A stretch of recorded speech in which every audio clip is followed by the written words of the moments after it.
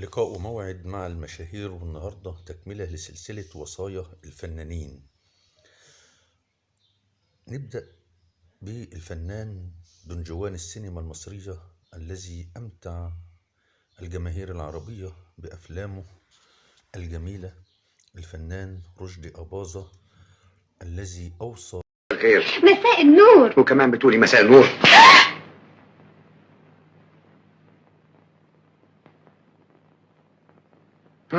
بتقسيم ثروته بين أمه وابنته وأخوته، وكان ثريا يملك 3 شقق في مصر وواحدة في هولندا وقطعة أرض بالهرم وغيرها، كما ترك لزوجته السابقة الفنانة سامية جمال بوليصة تأمين، ولكنها تنازلت عنها لحفيده أدهم. انت مش قلتي لي امبارح انك انت لا يمكن تتجوزيه؟ ايوه. ومش قلتي لي كمان انك انت لا يمكن تتجوزي غير واحد شبهي؟ ايوه. الواد ده شبهي؟ لا. امال عاوزه تتجوزيه ليه؟ غيرت رأيي.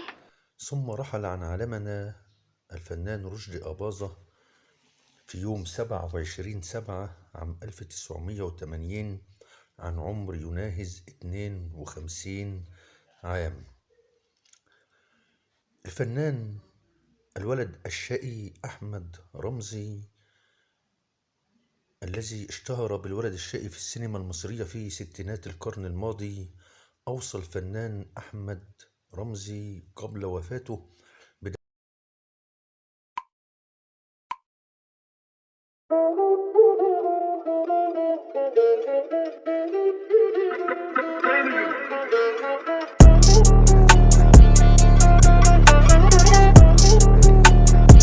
وفي عام 2012 اختل توازنه وهو في حمام السباحة الخاص بمنزله في الساحل الشمالي،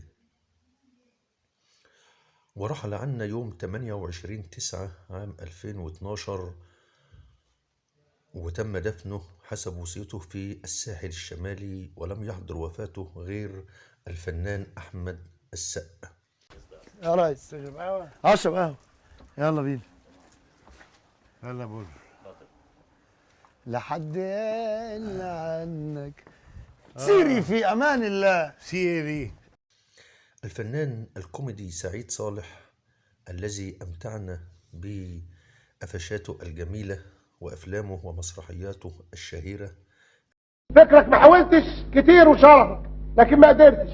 كل ما انا اذاكر افتح صفحه في الكتاب الاقي حلقه اجنبيه في التلفزيون، اقلب الصفحه يطلع لي ماتش كوره في القناه الثانيه، اقفل عليا باب اوضتي واقول اللهم اخزيك يا شيطان، يطلع لي المرحوم عبد الحليم حافظ ينكدها في وشي ويسودها في حياتي ويقول لي طريقك مسدود مسدود مسدود يا والدي مسدود.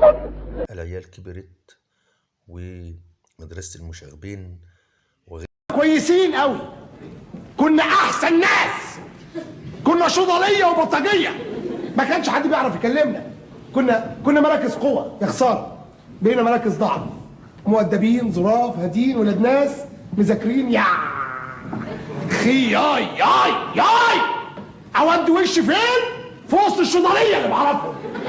لو قابلني واحد صايع دلوقتي وقال لي غيرها، أوصى زوجته وابنته قبل وفاته بأن يدفن في مسقط رأسه بمحافظة المنوفية، وبالفعل عندما توفى ورحل عن عالمنا يوم 1/8 عام 2014 بعد إصابته بأزمة قلبية حادة، تم دفنه في قريته مجرية بمحافظة المنوفية. رحم الله أمواتنا وأموات المسلمين. رب عيالك رب عيالك رب عيالك، الله لا يسيئك، اسكت.